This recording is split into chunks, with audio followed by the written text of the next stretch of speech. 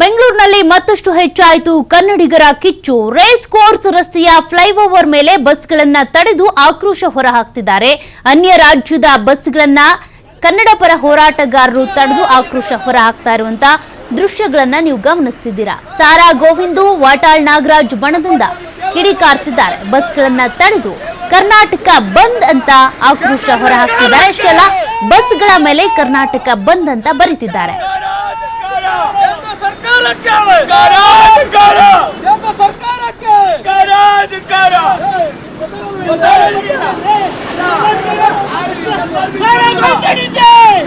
Visual ಬರ್ತಾ ಇದೆ, bus ತಡೆದು ಇಲ್ಲಿ ಕರ್ನಾಟಕ ಬಂದ್ ಅಂತ ಬರ್ತಾ ಇದೆ. ವಿಜುವಲ್ ಅಲ್ಲಿ ವಿಜುವಲ್ ತಗೋ, ಬೇಗ ಲೈವ್ ತಗೊಳಂಗಿರ, ಬೇಗ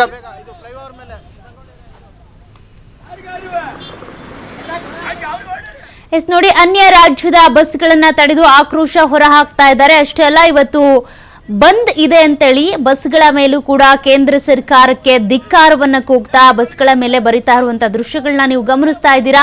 ಬೆಂಗಳೂರಿನ ವಿವಿಧ ರಸ್ತೆಗಳಲ್ಲಿ, ಅಂದ್ರೆ ಪ್ರಮುಖ ರಸ್ತೆಗಳು, ಮೆಜೆಸ್ಟಿಕ್ ಇರ್ಬೋದು, ಚಾಮರಾಜಪೇಟೆ ಇರ್ಬೋದು, ಜಯನಗರ ಇರ್ಬೋದು, ಅದೇ ರೀತಿಯಾಗಿ ಒಂದಷ್ಟು ಏರಿಯಾಗಳಲ್ಲಿ ಯಾವ ರೀತಿ ಪ್ರತಿಭಟನೆ ಕಾವನ್ನ ಪಡ್ಕೊಳ್ತಾ ಇದೆ ಆ ದೃಶ್ಯಗಳನ್ನ ಗಮನಿಸ್ತಾ ಇದ್ದೀರಾ.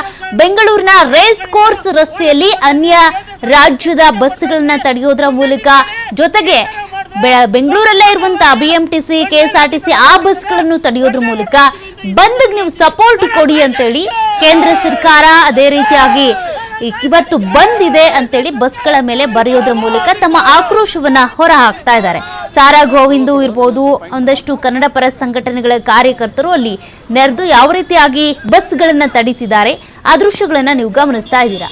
ಯಾಕೆಂದ್ರೆ ಮಿಶ್ರ ಪ್ರತಿಕ್ರಿಯೆ ವ್ಯಕ್ತವಾಗ್ತಾ ಇದೆ. ಬಿಎಂಟಿಸಿ ಹಾಗೂ ಕೆಎಸ್ಆರ್ಟಿಸಿ ಬಸ್ ಕಡೆಯಿಂದ ಅಂತೂ, ಆ ನೌಕರರಿಂದ ಅಂತೂ ಈ ಬಂದ್ಗೆ ಯಾವುದೇ ರೀತಿಯ ಬೆಂಬಲ ಇಲ್ಲ, ನೈತಿಕ ಬೆಂಬಲ ಅಂತನೂ ಇಲ್ಲ. ಒಟ್ಟು ಬಂದ್ಗೆ ಅವರು ಬೆಂಬಲವನ್ನ ಕೊಡ್ತಾ ಇಲ್ಲ. ದಿನನಿತ್ಯ ಯಥಾಸ್ಥಿತಿಯಲ್ಲೇ ಬಸ್ಗಳ ಓಡಾಟ ನಡೀತಾ ಇದೆ, ಅದನ್ನು ಗಮನಿಸ್ತಿದ್ದೀರಾ.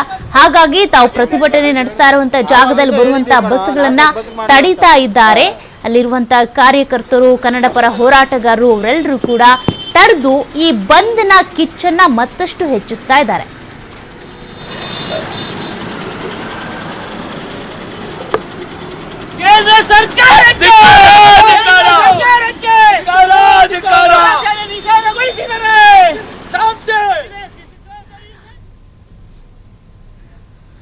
ಮತ್ತಷ್ಟು ಡೀಟೇಲ್ಸ್ ಕೊಡ್ತಾರೆ ಪ್ರತಿನಿಧಿ ಸಂತೋಷ್ ಪಟೇಲ್. ಸಂತೋಷ್, ಈಗಾಗಲೇ ಬೆಂಗಳೂರಿನಲ್ಲಿ ಒಂದಷ್ಟು ಪ್ರಮುಖ ರಸ್ತೆಗಳಲ್ಲಿ ಯಾವ ರೀತಿ ಪ್ರತಿಭಟನೆಯ ಕಾವು ಇದೆ ಅದನ್ನ ಗಮನಿಸ್ತಾ ಇದ್ವಿ. ಅದರಲ್ಲೂ ಕೂಡ ರೇಸ್ ಕೋರ್ಸ್ ರಸ್ತೆಯಲ್ಲಿ ಅನ್ಯ ರಾಜ್ಯದ ಬಸ್ಗಳನ್ನ ತಡೆದು ಪ್ರತಿಭಟನೆ ಮಾಡ್ತಾ ಇದ್ದಾರೆ.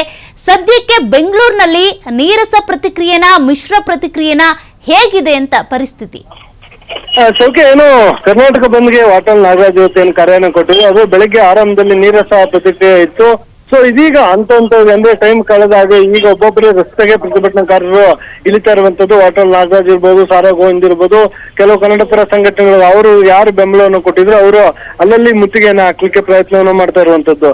ಈಗಾಗಲೇ ಯಾವಾಗ ಕರ್ನಾಟಕ ಬಂದ್ಗೆ ಕರೆ ಕೊಡ್ಲಾಯ್ತು, ಪೊಲೀಸ್ ಇಲಾಖೆ ಕೂಡ ಅವರಿಗೆ ಶಿಸ್ತಿನ ಕಂಟಿನ್ಯೂಟಿನ ಎಚ್ಚರವನ್ನು ಮತ್ತು ಖಡಕ್ ಎಚ್ಚರಿಕೆಗಳನ್ನು ಕೂಡ ಕೊಟ್ಟಿತ್ತು. ಇವರು ಕೂಡ ಭದ್ರತೆಯನ್ನು ಕೂಡ ಮಾಡ್ಕೊಂಡಿದ್ರು. ಸೊ ಯಾರು ಕೂಡ ಯಾವುದೇ ರೀತಿಯಲ್ಲಿ ರಸ್ತೆ ತಡೆಯನ್ನು ಮಾಡುವಂತದ್ದು, ಸರ್ಕಾರಿ ಆಸ್ತಿಪಾಸ್ತಿಗೆ ಹಾನಿಯನ್ನು ಉಂಟು ಮಾಡುವಂಥದ್ದು, ಬಲವಂತವಾಗಿ ಅಂಗಡಿ ಮುಂಗಟ್ಟುಗಳನ್ನ ಮುಚ್ಚುವಂಥದ್ದು, ರಸ್ತೆಯಲ್ಲಿ ಹೋಗುವಂತ ತಡೆಯುವಂಥದ್ದು, ಈಗ ಯಾವುದೇ ರೀತಿ ತೊಂದರೆಗಳನ್ನ ಕೊಡಬಾರ್ದು ಅಂತ ವಿರುದ್ಧ ಕ್ರಮವನ್ನು ಕೈಗೊಡ್ತೀವಿ ಅಂತ ಇದೀಗ ರೇಸ್ ಕೋರ್ಸ್ ರಸ್ತೆ ಫ್ಲೈಓವರ್ ಏನಿದೆ ಅಲ್ಲಿ ಬಂದಂತ ಬಸ್ಗಳಿಗೆ ಏನು ಕಪ್ಪು ಮಸಿಯಿಂದ ಏನು ಸ್ಪ್ರೇ ಇಂದ ಬರೆದಿರುವಂತದ್ದು, ಕೇಂದ್ರ ಸರ್ಕಾರಕ್ಕೆ ಧಿಕ್ಕಾರವನ್ನು ಕೂಡ ಕೂತಿರುವಂತದ್ದು ಮತ್ತು ಪ್ರತಿಭಟನೆ ಮಾಡ್ಲಿಕ್ಕೆ ಮುಂದಾಗಿರುವಂತದ್ದು.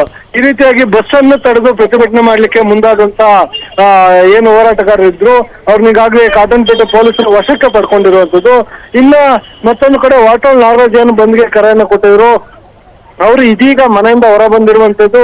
ಹೊರ ಬಂದವ್ರು ಈಗ ಪ್ರತಿಭಟನೆಯನ್ನ ಮಾಡ್ತೀವಿ, ಟೌನ್ ಹಾಲ್ ನಿಂದ ಏನು ಸ್ವತಂತ್ರ ಉದ್ಯಾನವನ ಏನಿದೆ ಫ್ರೀಡಂ ಪಾರ್ಕ್ ವರೆಗೂ ಕೂಡ ನಾವು ರ್ಯಾಲಿಯನ್ನ ಬರ್ತೀವಿ ಅಂತ ಹೇಳಿ ಹೇಳಿಕೆಯನ್ನು ನೀಡಿರುವಂತದ್ದು.